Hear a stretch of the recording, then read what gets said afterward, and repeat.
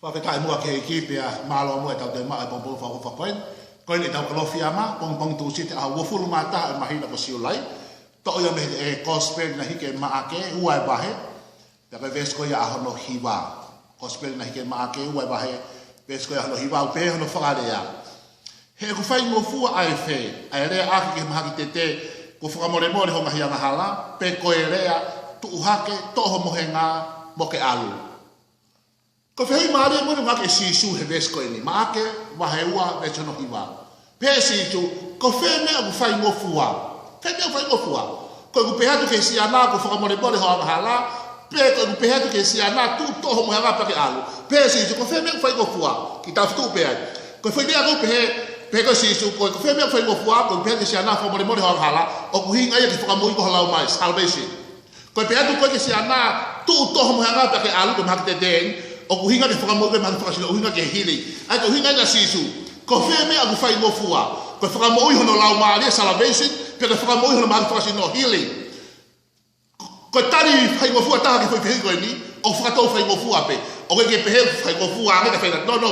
O whai ngofua ta tau pe ke sisu e whakamoe hono lau maalia. Whakamore mole hoa hala.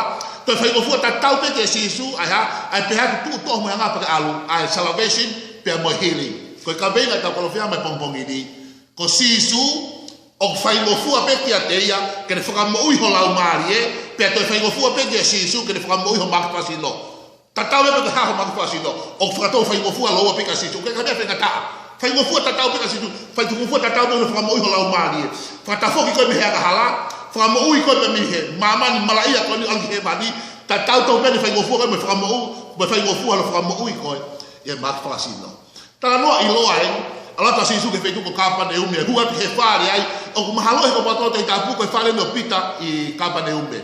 Pena iai ki motua, ko motua ne whakotua he mahaki tete. Pea ko mahaki tete i si tokoto pei lalo, he floa, whariki. Pea ko mea maari na ia hono ngai kau ngā mea ngai friend e wha, ngai kau ngā mea e wha. Ta ko hika nau whanau wau ma sisu ke feitu ko kapa de ume, ta nau whata lema si ana o nau ave kia sisu, nau tui, ka pau e ame honau kau mea ka sisu, e whakamoe sisu. Mea pangona na ato ia ko folu e whare, hak ke aloto ia. Pea ka mea leo vai, nau siu haka leo ke olunga ki ato me whare, ata, funga ato. Pea nau hiki leba e si anaki olunga o ahake ato, pea nau tatala leba e ato ko ia e whare, ka tutu hifo e si anai mua ia sisu, e helota whare. Ko whetala noia maki mahanoa. Ko ki meno ko kuwhamu ki tokanga kia te ko, ki whato ngai, na e tonu hono whiri he siana mahaki te te hano kai kau ngā mea. Foi kau ngā tangata e toko whā. Kai te asu nau hingoa, kai asu pe nau ngāu. He kai kai me tā, uke ke whemau ke ilo ho hingoa, ko hai koi, ko hai koi. Ko e mea o whemahe o tua ko hea, ko ho ngāu e koi whai. Mea ku mahu ila rea pe ngāu e. Kana e tonu e whiri he siana he kau ngā mea e whā. Ko e kau ngā mea na nau hanga ha, lift him up, na nau hanga hiki hake ia. Taka mea kumahari e hiki hake ia ki olunga, pe hiki o maalunga he whito ko whamana, tui ko hiki ke awi ki whe, awi ki he ato. Ki i whatonga i ange, koe motua mahaki tete ko ni talo ne tupu ana ia mwe whautua koe ni, mo ne nofo pe ana ia he wholoa, whariki pe. Koe mea pe koe wholoa pe, tangutu pe ai. Hau ia whito ko wha kono ngahi friend, o na hanga ha, o lift him up he wholoa o awi ki whe, awi ki he ato. Whatonga i ange koe whare, koe maulalo taha he wholoa, whariki. Maalunga taha koe ha koe ato. Oku ke fie mau e koe hanga hikau ngā mea pehe. Hanga hikau ngā mea una hanga hiki koe ki olunga. Peke ngata hano hiki koe ki olunga ai koe o maalunga nge ia, maalunga nge koe, ia te kinau tō. Hiki o maalunga awea ke ato. O ke ilo kua umau ilo ke tonu ho whiri honga hikau ngā mea. Ka pau ku e hala ho whiri honga hikau ngā mea, ko ngata anga pea uia ko lalo he wholoa. Ko he wholoa peko nao mai po tāmalo ke pe koe. Ka pau e tonu ho whiri honga hikau ngā mea, kau ngā tangata kau ngā whiri. Ai ka kai to tonu ke nau saulau ni ho mo ui. He ka kai ko ku puke he mahaki tete o ke fie mau ho fre. He ko honga kau ngā mea pete nau tokoni he ke tete ai. Ka pau he kai te ke whiri ke tonu, whakao whai ko tete ko pehe ai toko tahi pehe floa. Ka nai tonu e ne whiri kau tangata. Taimi na ane puke ai ma nau ilo a hai sisu ke awe kia sisu. Pa nau hanga hiki a ki olu. Ka taimi ke lawe ai, ka taimi ke tō lalo ai. Ko taimo ke whainga taha ia, ko taimo ke polopare mai ai, ko taimo ke whie maa wai ho friend. Ko taimo ke whie mai kakai to tonu ke nau atakai koe. Te nau hanga hiki koe, te nau whakaloto lahi at ke te koe, te nau text at ke te koe, te nau telefone at ke te koe.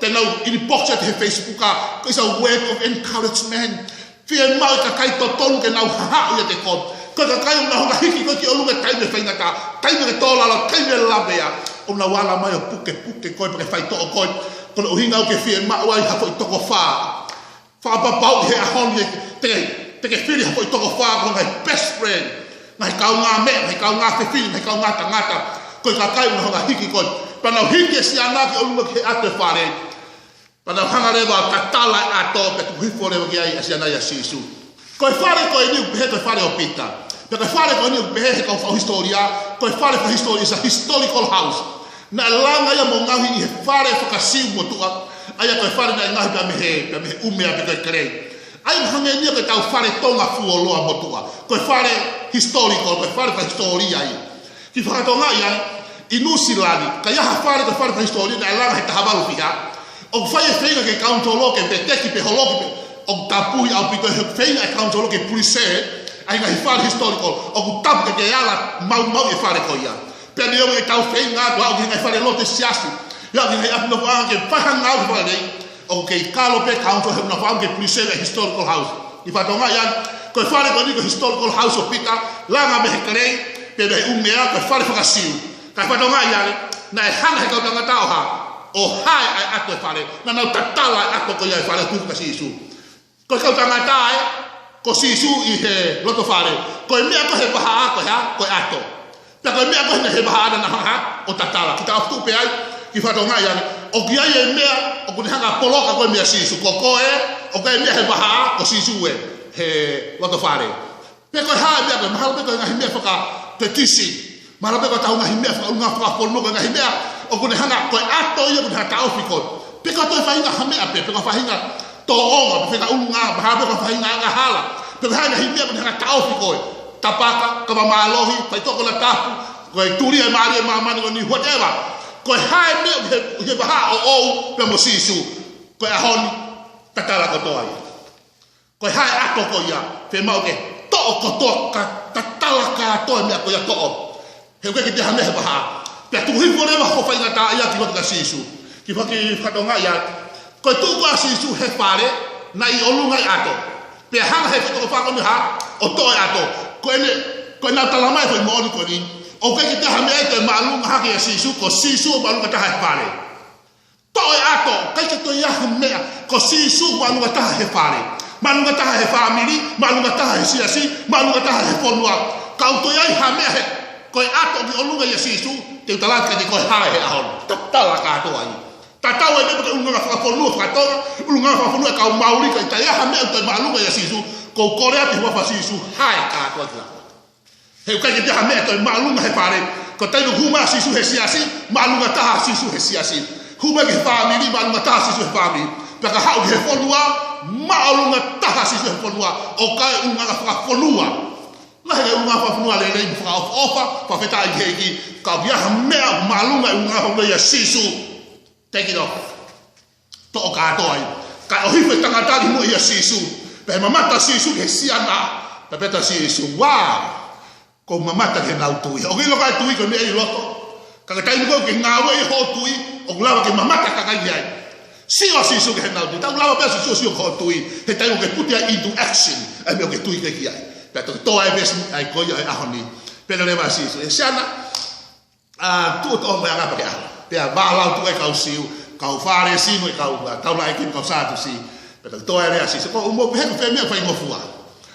pe ke si ana ko mo le bone de hala ko pe tu to me aga pa ko sisu o ta tau pe salvation mo healing pero mo pe ke ko ya fa mo ho la marie me fa mo ma fa sino na fa o pe sisu me beta i sai ni ma tolu pe so ni ma kada la via que tau ngahianga hala na fa volu que tau ngahianga hia de da idea tau dia que tau fe mari que no ngahi ta o tau mo uia e sai ni matol be ni ma o ia salvation tau ia mo healing que foi package ko ia ka to fa mo i hola mari de fa mo ma fa sino mo uia cansa suka to malunga kofua hepatitis B whatever me que tau pe boia o fa foi package salvation e te ko hala talia sisu ko mo fa mo ui o ke receive sisu ke hoka sisu ko mo fa mo ui te fa mo ui hola mari te fa mo ui ai a ho ma fa sino hallelujah Whātou whai ngofua pika sisu e wham. Ka mau te tali a sisu ko e mo whakamu ui salvation. O whai ngofua pika sisu ke whakamu ui koe. Peka pau te hamaka whakasino. O te whakamu. Toi whai ngofua pika sisu ke te whakamu ui hamaka whakasino. O whakamu ui koe sisu. Ka o ka pau ke kei mua ngai hamaka whakasino koe a koe palo pare mai a au. Mahalo ke mea kai koe ke kai koe o ni whakaututu koe. Koe suka ulahi o kai mea meri. Tuku ya koe kauti koe ulahi o kai e meat ka me seafood. Stop it. He ka pau te hau ki a sisu ke te whoki pa whai mea tatau, e te whoki pe mea tatau ke te koe. Ka tuke utikirea ke te koe hea honu pos whakamo ui koe sisu. Lau maari e mumaki whakasino. Koe mea tuke whimo ke hau, ko hau o wisi, ko hau tari, ai mea ngane whai os. Kakato ko toa yo he kolosi, he tau e wafi tupu ko tau si tua koe mea ai. O kai ka mea whai tatau ka sisu, easy, it's like a piece of cake. Whai ngo fua pe a salvation.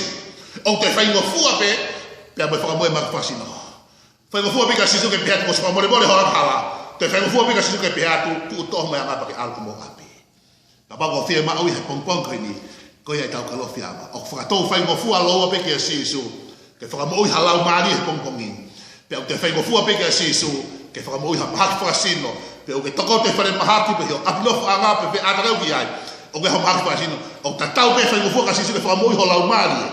O angi angi ne whai ngofua ke whakamoi ha mahaki whakasino. Te pongpongi ke tau lote tamai te lote ke afiona e ha tota aku ne fie ma fa mo no lau ma pongpongi fa mo yo tua fa mo le ina ma ya hala ya tota ne fie ma fa mo ma fa sino ma fa wa ko ni ma ko ni ma mana mo fa mo ui fa mo ui wa fa sisu ai suka ai ma fa cancer hepatitis B tu e toto malunga e o tua ma ba pe ka fa to fa sino na mo ua fa mo ui ke mahino tatau pe salvation mo healing o fa to fa ngo fu pe ke afiona ma fa ma lo ke ko Jesus Christ ko algo mo ui.